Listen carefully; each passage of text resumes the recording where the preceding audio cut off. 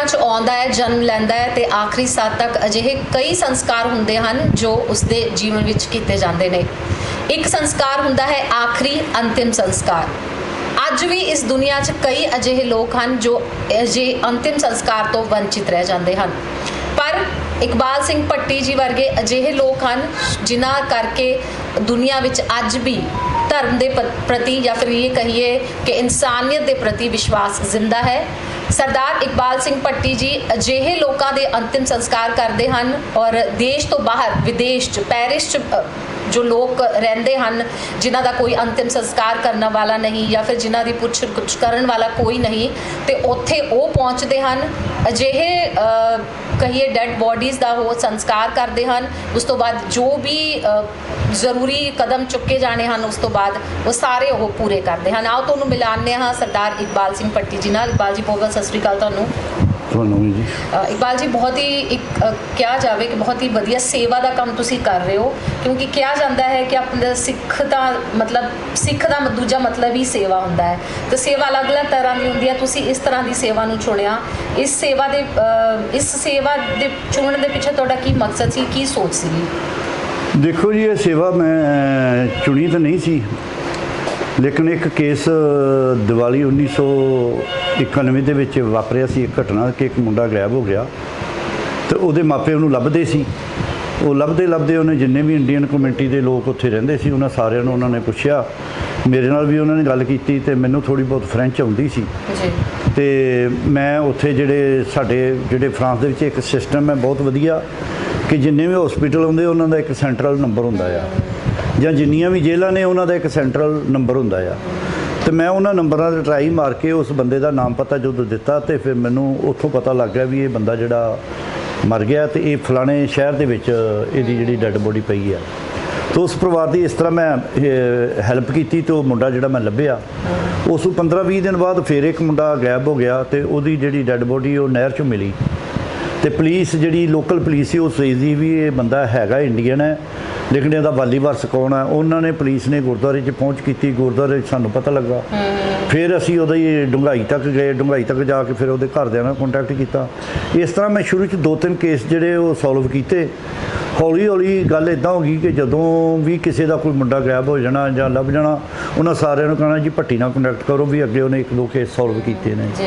ਉਹ ਕਰਦੇ ਕਰਾਂਦੇ ਜੋ 2003 ਤੋਂ ਲੈ ਕੇ 2005 ਆਇਆ ਉਦੋਂ ਤੱਕ 4-5 ਕੇਸ ਮੈਂ ਹੈਂਡਲ ਕਰ ਚੁੱਕਾ ਸੀ। ਫਿਰ ਮੈਂ ਸੋਚਿਆ ਵੀ ਇਹਦੇ ਨਾਲ ਮੈਨੂੰ ਕੱਲ੍ਹ ਨੂੰ ਕੋਈ ਪ੍ਰੋਬਲਮ ਵੀ ਆ ਸਕਦੀ ਵੀ ਇਹਦਾ ਰਿਕਾਰਡ ਰੱਖਣਾ ਚਾਹੀਦਾ ਕਿ ਲੋਕਲ ਪੁਲਿਸ ਪੁੱਛੇਗੀ ਤੈਨੂੰ ਕਿੱਦਾਂ ਪਤਾ ਲੱਗਾ ਵੀ ਬੰਦਾ ਇਹ ਵੇ ਇਹਦਾ ਕਤਲ ਕਿੱਦਾਂ ਹੋਇਆ ਜਾਂ ਮਰਿਆ, ਕਿਉਂਕਿ ਵਿੱਚ ਸਾਡੇ ਕੋਲ ਕਤਲ ਕੇਸ ਦੇ ਵੀ ਲੋਕ ਆਉਂਦੇ ਨੇ ਜਿਹੜੇ ਲੜ ਕੇ ਮਰ ਜਾਂਦੇ ਆ। ਫਿਰ ਇਹ ਮੈਂ ਇੱਕ ਸੰਸਥਾ ਹੀ ਬਣਾ ਲਈ 2005 ਦੇ ਵਿੱਚ ਔਰੋਡਾ ਨਾਮ ਦੀ ਤੇ ਉਹਦੇ ਤੇ ਉਹ 2005 ਤੋਂ ਮੈਂ ਲਗਾਤਾਰ ਜਿਹੜਾ ਇਹ ਕੰਮ ਕਰ ਰਿਹਾ।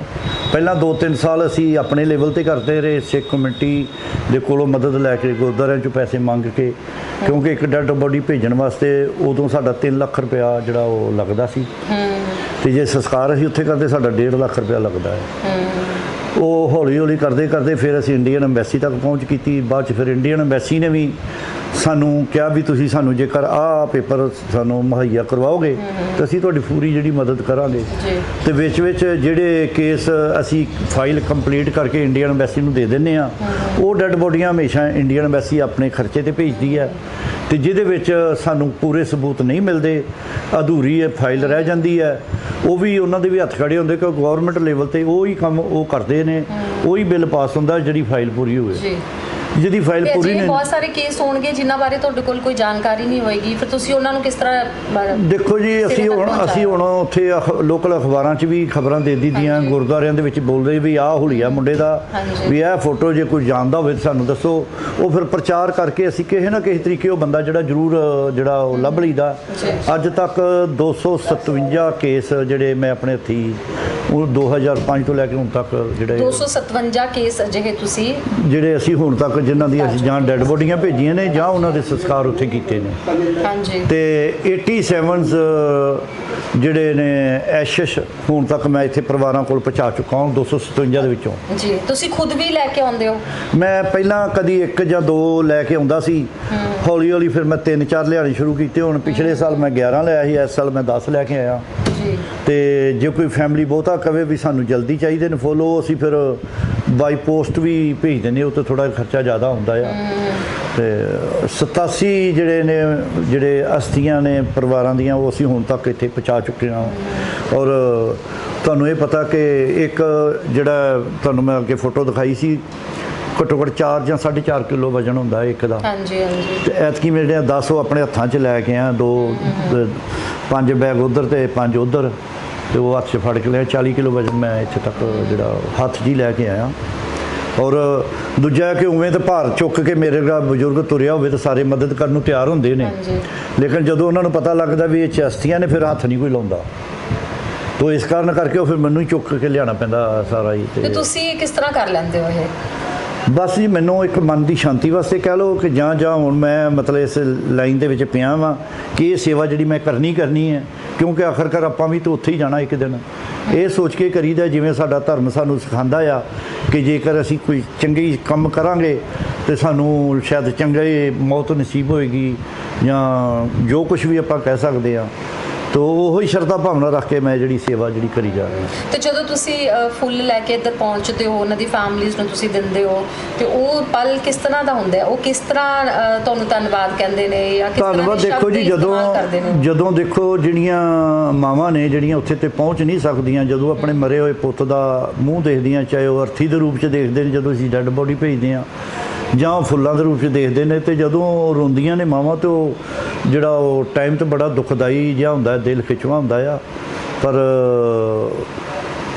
ਸ਼ਾਇਦ ਤੁਹਾਡੇ ਕਰਕੇ ਮੁਮਕਿਨ ਹੋ ਪਾਉਂਦਾ ਹੈ ਕਿ ਉਹ ਆਖਰੀ ਦਰਸ਼ਨ ਘੱਟ ਤੋਂ ਘੱਟ ਕਰ ਲੈਂਦੇ ਨੇ। ਮੇਰੀ ਕੋਸ਼ਿਸ਼ ਇਹ ਹੁੰਦੀ ਕਿ ਜਿਹੜਾ ਬੰਦਾ ਫਰਾਂਸ 'ਚ ਮਰਦਾ ਹੈ, ਉਹਦੇ ਜਿਹੜੇ ਆਖਰੀ ਦਰਸ਼ਨ ਉਹਦੇ ਪਰਿਵਾਰ ਨੂੰ ਜ਼ਰੂਰ ਕਰਵਾਏ ਜਾਣ, ਭਾਵੇਂ ਅਸਥੀਆਂ ਦੇ ਰੂਪ 'ਚ ਅਸੀਂ ਕਰਵਾਈਏ ਤੇ ਭਾਵੇਂ ਡੈੱਡ ਬੋਡੀ ਭੇਜ ਕੇ ਕਰਵਾਈਏ।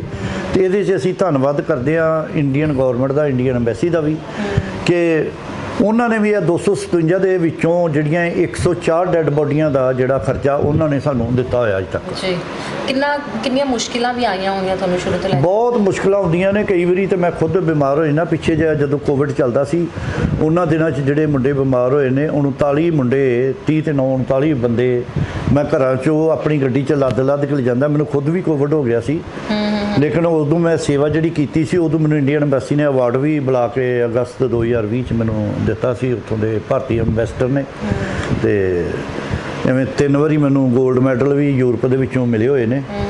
ਤੇ ਐਪਰੀਸ਼ੀਏਟ ਲੈਟਰ ਮੈਨੂੰ ਦਿੱਲੀ ਕਮੇਟੀ ਦਾ, ਪੰਜਾਬ ਵਿਧਾਨ ਸਭਾ ਦੇ ਸਪੀਕਰ ਚਰਨਜੀਤ ਅਟਵਾਲ ਦਾ, ਸੁਖਬੀਰ ਸਿੰਘ ਬਾਦਲ ਦਾ, ਕੈਪਟਨ ਅਮਰਿੰਦਰ ਸਿੰਘ ਨੇ ਵੀ ਮੈਨੂੰ ਸਨਮਾਨਿਤ ਕੀਤਾ ਸੀ ਇਸ ਸੇਵਾ ਦੇ ਵਿੱਚ। ਬਿਲਕੁਲ। ਤੇ ਚਲੋ, ਸਨਮਾਨ ਵੀ ਮੈਨੂੰ ਬਹੁਤ ਮਿਲਦਾ ਇਹਨਾਂ ਚੀਜ਼ਾਂ ਦੇ ਵਿੱਚ, ਮੈਂ ਨਹੀਂ ਕਹਿੰਦਾ, ਪਰ ਗੱਲ ਇਹ ਹੈਗੀ ਕਿ ਇਹ ਸੇਵਾ ਜਿਹੜੀ ਹੈ ਬਹੁਤ ਔਖੀ ਹੈ। ਕਈ ਵਾਰੀ ਤਾਂ ਇਵੇਂ ਹੋ ਜਾਂਦਾ ਕਿ ਪਿੱਛੇ ਜੇ ਇੱਕ ਸਾਨੂੰ ਡੈੱਡ ਬੋਡੀ ਮਿਲੀ ਸੀ, ਉਹ ਜਦੋਂ ਵੀ ਪੁਲਿਸ ਕੋਲ ਫੜਿਆ ਜਾਂਦਾ ਸੀ, ਸ਼ਰਾਬੀ ਜਿਹਾ ਬੰਦਾ ਸੀ, ਜਦੋਂ ਵੀ ਪੁਲਿਸ ਉਹਨੂੰ ਫੜਦੀ ਸੀ, ਉਹ ਕੋਈ ਅਲੱਗ ਜਿਹਾ ਨਾਮ ਦੱਸ ਦਿੰਦਾ ਸੀ। ਤੇ ਜਦੋਂ ਉਹਦੀ ਡੈਥ ਹੋਈ ਤੇ ਪੁਲਿਸ ਵਾਲੇ ਮੈਨੂੰ ਕਹਿਣ ਲੱਗੇ ਵੀ ਇਹਦੇ ਸਾਡੇ ਕੋਲ 8 ਆਇਡੈਂਟੀਆਂ ਨੇ ਵੱਖੋ ਵੱਖ, ਤੇ ਇਹਦੇ ਸਾਨੂੰ ਇਹ ਨਹੀਂ ਸਮਝ ਲੱਗਦੀ ਵੀ ਇਹਦੇ ਸਹੀ ਨਾਂ ਕਿਹੜਾ ਤੇ ਸਹੀ ਡੇਟ ਆਫ ਬਰਥ ਕਿਹੜੀ ਆ। ਤੇ ਉਹ ਵੀ ਜਿਹੜਾ ਕੇਸ ਸੀ ਮੈਂ 48 ਘੰਟੇ 'ਚ ਹੈਂਡਲ ਕਰ ਲਿਆ। ਤੇ ਮੈਨੂੰ ਉੱਥੋਂ ਦੀ ਪੁਲਿਸ ਕਹਿੰਦੀ ਵੀ ਸਾਨੂੰ 6 ਮਹੀਨੇ ਹੋ ਗਏ ਨੇ ਬੰਦਾ ਲੱਭਦੇ ਨੂੰ, ਸਹੀ ਨਾਂ ਨਹੀਂ ਲੱਭਾ, ਤੂੰ 48 ਘੰਟੇ 'ਚ ਕਿੱਦਾਂ ਲੱਭ ਲਿਆ?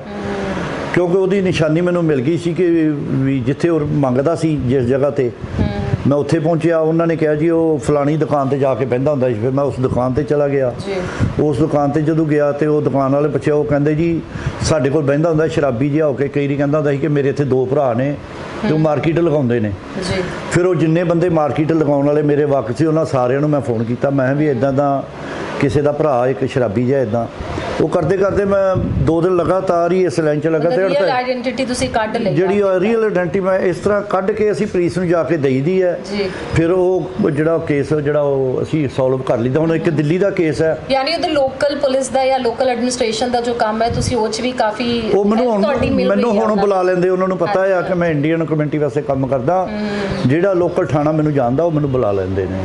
ਤੇ ਜਿਨ੍ਹਾਂ ਬਾਰੇ ਕੁਝ ਇੰਡੀਅਨ ਕਨੈਕਸ਼ਨ ਦਾ ਕੁਝ ਨਹੀਂ ਅਗਰ ਪਤਾ ਚੱਲਦਾ, ਤੇ ਉਹਨਾਂ ਦਾ ਅੰਤਿਮ ਸੰਸਕਾਰ ਸੰਸਕਾਰ ਜਾਂ ਜੋ ਵੀ ਆਖਰੀ ਕਿਰਿਆਵਾਂ ਹੁੰਦੀਆਂ ਨੇ ਰੀਤੀ ਰਿਵਾਜ ਨਾਲ ਕਰਦੇ ਹੋ ਤੁਸੀਂ, ਫਿਰ ਜੋ ਜਿਸ ਧਰਮ ਦਾ ਹੁੰਦਾ ਹੈ ਉਸ ਦੇ ਹਿਸਾਬ ਨਾਲ ਕਰਦੇ ਹੋ ਜਾਂ ਕਿਸ ਮੈਂ ਤਰ੍ਹਾਂ? ਤੁਹਾਨੂੰ ਹੁਣੇ ਦੱਸਿਆ ਹੀ ਕਿ ਇੱਕ ਜੈਨੀ ਪਰਿਵਾਰ ਸੀ, ਉਹ ਅਸੀਂ ਇੱਕ ਜੈਨੀ ਬੰਦਾ ਹੈ ਉੱਥੇ ਮੰਤਰ ਪੜਦਾ, ਉਹਨੂੰ ਬੁਲਾਇਆ ਸੀ। ਅੱਛਾ, ਯਾਨੀ ਕਿ ਜਦੋਂ- ਜਿਸ ਧਰਮ ਦਾ ਬੰਦਾ ਹੁੰਦਾ ਹੈ ਬਿਲਕੁਲ ਜੀ, ਤੇ ਪੂਰੇ ਬਿਲਕੁਲ ਉਸੇ ਧਰਮ ਦੇ ਮੁਤਾਬਿਕ ਤੁਸੀਂ ਉਹਦੇ ਸਾਰੇ ਅੰਤਿਮ ਸੰਸਕਾਰ ਦੀ ਅੰਤਮ ਸਾਰੀ ਸੰਸਕਾਰ ਕਿਰਿਆ ਇਕੱਲੇ ਅਸੀਂ ਸਿੱਖਾਂ ਦਾ ਨਹੀਂ ਕਰਦੇ। ਜੇ ਕੋਈ ਹਿੰਦੂ ਹੋਵੇ ਤਾਂ ਅਸੀਂ ਪੰਡਤ ਉੱਥੇ ਮਤਲਬ ਅਰੇਂਜ ਕੀਤਾ ਹੋਇਆ ਹੈ, ਜੀ, ਜੀ। ਉਹਨੂੰ ਅਸੀਂ ਪੈਸੇ ਦਿੰਦੇ, ਉਹ ਆਣ ਕੇ ਆਪਣੇ ਮਤਲਬ ਪੂਰੇ ਪੂਜਾ ਪਾਠ ਕਰਦਾ ਆ, ਉਹ ਪੜ੍ਹ ਕੇ ਉੱਤੇ ਉਹ ਜਿਵੇਂ ਉਹ ਜੋ ਵੀ ਜਿਸ ਸਮੱਗਰੀ ਜਿਸ ਸੁੱਟਦੇ ਧਰਮ ਦਾ ਨੇ। ਜੋ ਵੀ ਤਰੀਕਾ ਹੁੰਦਾ ਹੈ। ਬਿਲਕੁਲ ਜੀ, ਬਿਲਕੁਲ। ਹੁਣ ਜੇ ਕੋਈ ਅੰਤਿਮ ਮੁਸਲਮਾਨ ਵੀ ਅਸੀਂ ਕੇਸ ਹੈਂਡਲ ਕੀਤੇ ਨੇ, ਉਹਨਾਂ ਦਾ ਵੀ ਅਸੀਂ ਉੱਥੇ ਉਹਨੂੰ ਦਫਨਾਉਣ ਦੀ ਪੂਰਾ ਜਿਹੜਾ ਮੌਲਵੀ ਬੁਲਾ ਕੇ ਅਸੀਂ ਸਾਰੇ ਜਿਹੜੇ ਤੇ ਕੰਮ ਤੁਸੀਂ ਕਰੀ। ਜਦੋਂ ਸ਼ੁਰੂ ਕੀਤਾ, ਜਦੋਂ ਜਿਸ ਵੀ ਸੋਚ ਨਾਲ ਤੁਸੀਂ ਜਦੋਂ ਇਹ ਸੇਵਾ ਸ਼ੁਰੂ ਕੀਤੀ, ਤੁਹਾਡੇ ਆਪਣੇ ਜਿਹੜੇ ਤੁਹਾਡੀ ਫੈਮਿਲੀ ਉਹ ਤੁਹਾਡੇ ਨਾਲ ਸੀ, ਉਹਨਾਂ ਨੇ ਸਪੋਰਟ ਕੀਤਾ ਜਾਂ ਉਹਨਾਂ ਨੇ ਕਿਹਾ ਕਿ ਕੀ ਜ਼ਰੂਰਤ ਹੈ ਕੁਝ ਸ਼ੁਰੂ 'ਚ ਉਹਨਾਂ ਨੇ ਕੀਤਾ ਸੀ, ਪਰ ਹੁਣ ਮੈਨੂੰ ਉਹ ਪੂਰਨ ਸਹਿਯੋਗ ਕਰਦੇ ਨੇ। ਦੂਜੀ ਗੱਲ ਹੁਣ ਕਿ ਪਿਛਲੇ 4 ਸਾਲ ਤੋਂ ਮੇਰੇ ਬੱਚੇ ਸਾਰੇ ਜਿਹੜੇ ਵਿਆਹੇ ਗਏ ਨੇ, ਉਹ ਆਪੋ ਆਪਣੀ ਬਿਜ਼ੀ ਹੋ ਗਿਆ ਜਗ੍ਹਾ, ਆਪਣੀ ਲਾਈਫ 'ਚ। ਉਹ ਗੁੱਡੀਆਂ ਮੇਰੀਆਂ ਦੋਵੇਂ ਜਿਹੜੀਆਂ ਨੇ ਉਹ ਕੈਨੇਡਾ ਸੈਟਲ ਹੋ ਗਈਆਂ ਜਾ ਕੇ, ਉਹਨਾਂ ਕੋਲ ਨੈਸ਼ਨਲਿਟੀ ਸੀ ਫ੍ਰੈਂਚ, ਹਾਂਜੀ, ਤੇ ਮੁੰਡੇ ਮੇਰੇ ਦੀ ਆਪਣੀ ਸ਼ੌਪ ਹੈ, ਤੇ ਮੈਂ ਹੁਣ ਰਿਟਾਇਰ ਹਾਂ ਪਿਛਲੇ ਸਾਲ ਤੋਂ, ਤੇ ਹੁਣ ਮੇਰੀ ਇਸ ਸੇਵਾ ਦੇ ਵਿੱਚ ਮੈਨੂੰ ਰੋਕਦਾ ਕੋਈ ਨਹੀਂ। ਅੱਛਾ ਹਾਂਜੀ, ਜੀ। ਤੁਸੀਂ ਵੈਸੇ ਕੀ ਕੰਮ ਕਰਦੇ ਹੋ? ਪਹਿਲਾਂ ਮੈਂ ਕਰਦੇ ਸੀ ਕੰਸਟਰਕਸ਼ਨ ਦਾ ਕੰਮ ਕਰਦਾ ਸੀ ਜਦੋਂ ਮੈਂ ਗਿਆ ਫਿਰ ਵੀ ਸੀ। ਟਾਈਮ ਕੱਢ ਲੈਂਦੇ ਸੀ ਤੁਸੀਂ? ਟਾਈਮ ਕੱਢਣਾ ਪੈਂਦਾ ਜੀ, ਜਦੋਂ ਦੇਖੋ ਜੀ ਹੁਣ ਆਪਾਂ ਜੇ ਇੱਥੇ ਵੀ ਸਾਡਾ ਵੀ ਇੱਥੇ ਕਲਚਰ ਹੈ, ਜਦੋਂ ਜਿੰਨਾ ਮਰਜ਼ੀ ਅਸੀਂ ਬਿਜੀ ਹੋਈ, ਜਦੋਂ ਕਿਸੇ ਰਿਸ਼ਤੇਦਾਰ ਦੀ ਡੈਥ ਹੋਈ ਆਪਾਂ ਟਾਈਮ ਕੱਢ ਹੀ ਲਈਦਾ। ਵੀ ਆਪਣਿਆਂ ਵਾਸਤੇ ਟਾਈਮ ਕੱਢਣਾ ਤਾਂ ਇੱਕ ਤਰ੍ਹਾਂ ਨਾਲ ਇੱਕ ਫਰਜ਼ ਦੀ ਤਰ੍ਹਾਂ ਦੇਖਿਆ ਜਾਂਦਾ ਹੈ, ਲੇਕਿਨ ਜਿਹਨੂੰ ਤੁਸੀਂ ਜਾਣਦੇ ਹੀ ਨਹੀਂ ਹੋ ਔਰ ਫਿਰ ਉਹਦੇ ਬਾਰੇ ਸਭ ਕੁਝ ਲੱਭਣਾ, ਸਭ ਕੁਝ ਤਿਆਰੀ ਕਰਨੀ, ਫਿਰ ਇਹਦੇ ਵਾਸਤੇ ਇਹ ਤਾਕਤ ਕਿੱਥੋਂ ਆਉਂਦੀ ਹੈ ਇਹ ਤੁਹਾਡੇ ਤਾਕਤ ਅੰਦਰ? ਦੇਖੋ ਜੀ ਮੈਨੂੰ ਪਰਮਾਤਮਾ ਦਿੰਦਾ ਆ। ਜਦੋਂ ਪਰਮਾਤਮਾ ਦਾ ਨਾਮ ਲੈ ਕੇ ਮੈਂ ਚੱਲ ਪੈਂਦਾ, ਮੇਰੇ ਸਾਰੇ ਜਿਹੜੇ ਮਸਲੇ ਹੱਲ ਹੋ ਜਾਂਦੇ ਨੇ। ਤੁਹਾਨੂੰ ਮੈਂ ਅੱਗੇ ਦੱਸ ਕੇ ਹਟਿਆ ਕਿ ਵੀ ਅੱਜ ਤੱਕ 257 ਦੇ ਵਿੱਚ ਅਜਿਹਾ ਕੋਈ ਕੇਸ ਨਹੀਂ ਆਇਆ ਜਿਹਨੂੰ ਮੈਂ ਹੈਂਡਲ ਨਹੀਂ ਕੀਤਾ। ਇੱਕ ਦਿੱਲੀ ਦੇ ਕੇਸ ਦੀ ਮੈਂ ਤੁਹਾਨੂੰ ਗੱਲ ਕਰਨ ਲੱਗਾ ਸੀ ਪਹਿਲਾਂ ਵੀ, ਉਹਦਾ ਕਤਲ ਹੋਇਆ ਸੀ, ਉਹਦੀ ਲਾਸ਼ ਨਹਿਰ 'ਚੋਂ ਮਿਲੀ ਸੀ। ਹੁਣ ਪਿੱਛੇ ਜੇ 3.5 ਸਾਲ ਉਸ ਬੰਦੇ ਨੂੰ ਸਜ਼ਾ ਹੋਈ ਹੈ, 20 ਸਾਲ ਦੀ ਉਹ ਸਜ਼ਾ ਮੈਂ ਗਵਾਹੀ ਦਿੱਤੀ ਸੀ ਜਾ ਕੇ ਅਦਾਲਤ 'ਚ। ਜੀ। ਰੋਹਿਣੀ ਦਾ ਕੇਸ ਆ, ਤੇ ਉਹਦੇ ਮਾਪਿਓ ਮੈਨੂੰ ਆਏ ਸੀ, ਇੱਥੇ ਮਿਲੇ ਸੀ ਆ ਕੇ, ਤੇ ਉਹਦਾ 3.5 ਸਾਲ ਹੋ ਗਏ, ਅਸੀਂ ਅਜੇ ਤੱਕ ਸੰਸਕਾਰ ਨਹੀਂ ਕੀਤਾ। ਉਹਦੀ ਜਿਹੜੀ ਡੈੱਡ ਬੋਡੀ ਸੀ ਦਫਨਾਈ ਹੋਈ ਆ ਉੱਥੇ ਕਾਨੂੰਨਨ। ਹੁਣ ਅਸੀਂ ਉਹਦਾ ਸੰਸਕਾਰ ਕਰਨਾ 3.5 ਸਾਲ ਬਾਅਦ। ਤੇ ਇਹੋ ਜਿਹੇ ਕੇਸ ਵੀ ਆਉਂਦੇ ਨੇ। ਯਾਨੀ ਸਾਰੇ ਪੂਰਾ ਕੇਸ ਵੀ ਤੁਸੀਂ ਸੋਲਵ ਕਰ ਦਿੱਤਾ?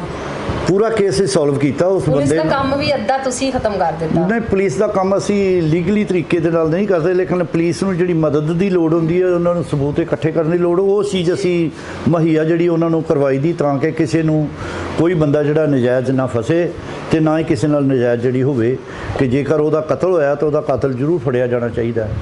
ਤੇ ਇਸ ਕਾਰਨ ਕਰਕੇ ਉਹਦਾ ਪਿਛਲੇ ਹਫਤੇ ਮੈਂ ਜਦੋਂ ਆਇਆ, ਉਹਦਾ ਮਾਂ ਪਿਓ ਇੱਥੇ ਆਇਆ ਸੀ, ਬੜੇ ਖੁਸ਼ ਹੋਏ ਵੀ ਚਲੋ ਸਾਡਾ ਮੁੰਡਾ ਤਾਂ ਸਾਨੂੰ ਨਹੀਂ ਮਿਲਿਆ, ਪਰ ਕਾਤਲ ਨੂੰ ਜਿਹੜੀ 20 ਸਾਲ ਦੀ ਸਜ਼ਾ ਹੋਈ ਉਹਦੇ ਨਾਲ ਸਾਡੇ ਮਨ ਨੂੰ ਤਸੱਲੀ ਜ਼ਰੂਰ ਜਿਹੜੀ ਹੋਈ ਹੈ। ਜੀ, ਬਹੁਤ ਬਹੁਤ ਆਸ਼ੀਰਵਾਦ ਮਿਲੇ ਹੋਣਗੇ ਤੁਹਾਨੂੰ? ਆਸ਼ੀਰਵਾਦ ਤਾਂ ਦੇਖੋ ਜੀ, ਜਿਹੜੇ ਮਾਵਾਂ ਦੇ ਮਰੇ ਪੁੱਤ ਜਦੋਂ ਮਿਲਦੇ ਨੇ, ਅਸੀਸਾਂ ਤਾਂ ਉਹਨਾਂ ਦੇ ਮੂੰਹ ਚੋਂ ਨਿਕਲਦੀਆਂ ਹੀ ਆ। ਜੀ ਜੀ। ਇਕਬਾਲ ਜੀ, ਬਹੁਤ ਬਹੁਤ ਧੰਨਵਾਦ ਤੁਹਾਡਾ। ਬਹੁਤ ਤੇ ਖਾਸ ਕਰਕੇ ਹੁਣ ਮੈਂ ਤੁਹਾਡੇ ਮਾਧਿਅਮ ਦੇ ਰਾਹੀਂ ਭਾਰਤ ਸਰਕਾਰ ਦਾ ਜਿਹੜਾ ਧੰਨਵਾਦ ਕਰਨਾ ਚਾਹੁੰਦਾ ਕਿ ਸਾਡੇ ਇਸ ਕੰਮ ਦੇ ਵਿੱਚ ਸਾਡੀ ਉਹ ਪੂਰੀ ਮਦਦ ਕਰਦੇ ਨੇ। ਜਿੱਥੇ ਵੀ ਸਾਨੂੰ ਲੋੜ ਪੈਂਦੀ ਹੈ, ਅਸੀਂ ਉਹਨਾਂ ਕੋਲ ਜਾਂਦੇ ਹਾਂ, ਪਰ ਉਹਨਾਂ ਦੇ ਹੱਥ ਉੱਥੇ ਵੱਜ ਜਾਂਦੇ ਨੇ ਜਦੋਂ ਅਸੀਂ ਕੋਈ ਜਿਹੜਾ ਪੂਰੀ ਡਾਕੂਮੈਂਟੇਸ਼ਨ ਜਿਹੜੀ ਪੂਰੀ ਉਹਨਾਂ ਨੂੰ ਫਾਈਲ ਨਹੀਂ ਦੇ ਸਕਦੇ। ਲੇਕਿਨ ਜਿੱਥੇ ਫਾਈਲ ਕੰਪਲੀਟ ਹੁੰਦੀ ਆ, ਉੱਥੇ ਉਹ ਸਾਡੀ ਪੂਰੀ ਜਿਹੜੀ ਮਦਦ, ਫਾਈਨੈਂਸ਼ੀਅਲ ਤੌਰ ਤੇ ਪੂਰੀ ਮਦਦ ਉਹ ਕਰਦੇ ਨੇ। ਜੀ।